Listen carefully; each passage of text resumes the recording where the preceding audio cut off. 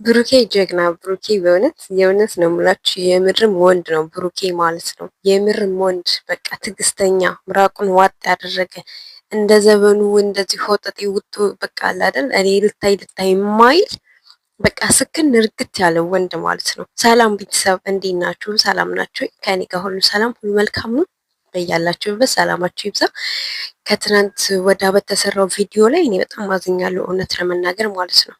በጣም ነው ያዘንኩት፣ በጣም ነው የተሰማኝ። ምክንያቱም የብሩኬ ትዕግስት ሌላ ወድ ቢሆን ሀይሚን በዚህ መንገድ እያናገረበት በነበር ያኛው ልጅ ሀይሚን በምን አይነት መንገድ እያናገራት እንደነበረ ሁላችሁም አይታችኋል። ክብር በሌለበት መንገድ ጭራሽ ደግሞ እጇን ይዞ የገተተ ሊወስዳት ነበረ። ማን ነው የትኛው ወንድ ነው ይሄንን ትዕግስት ይሄንን ነገር እያየ ዝም ብሎ በትዕግስት አልፎ ነገሮችን እንደዚህ በተረጋጋ በሰከነ መንፈስ ለማየት የሚመለከት ማለት ነው። እኔ የእውነት ብሩኬን በጣም አድንቄዋለሁ። በቃ ስክን ርግት የተረጋጋ ወንድ ማለት ነው። ሀይሚ ደግሞ ለምንድን ነው ሁሌ ከጭቅጭቅ የማትወጪው?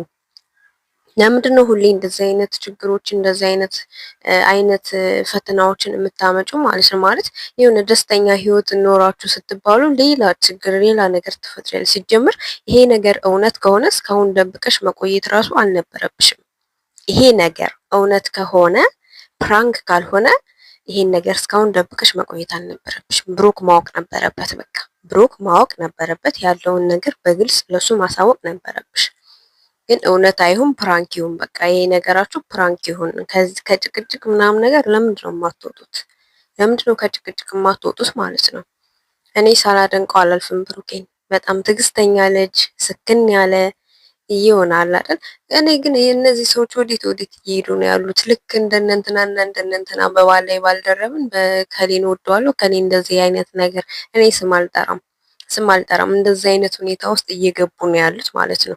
እባካችሁ ማለት በጣም ነው ሰዎች የሚወዷቸው የምንወዳቸው የምንከታተላቸው። ስለዚህ ወጣ ያለ ነገር በሌሎች ያየነውን የጠላነውን ነገር እናንተም ላይ እንዳይደገም እኔ ስም አልጠቅስም መቼም እዚሁ ዩቲዩበር ላይ ታውቁታላችሁ ማለት ነው።